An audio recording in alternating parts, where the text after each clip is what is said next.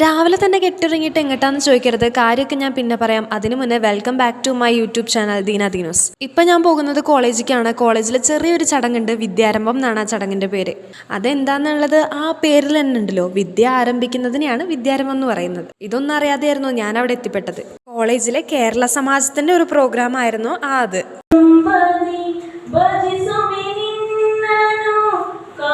അതായത് കുട്ടികളെ ആദ്യമായിട്ട് അക്ഷരം പഠിപ്പിക്കുന്ന ഒരു സംഭവം. അതായത് ഈ നവരാത്രിയൊക്കെ ആഘോഷിക്കുന്ന ദിവസങ്ങളില്ലേ, അതിൻ്റെ അവസാന ദിവസത്തിൻ്റെ അന്ന് പറയാ വിജയദശമി എന്നാണ്. ആ ദിവസത്തിലാണ് ഈ വിദ്യാരംഭത്തിൻ്റെ ചടങ്ങുകളൊക്കെ നടക്കുക. ഇപ്പോൾ ഒന്നും മനസ്സിലായില്ലല്ലോ. അതിനൊരു പ്രത്യേക ദിവസം ഉണ്ടെന്നാണ് ഞാൻ ഉദ്ദേശിച്ചത്. ഓക്കെ, ശരിക്കും ഈ അരിയിൽ എന്താ എഴുതേണ്ടതെന്നറിയോ?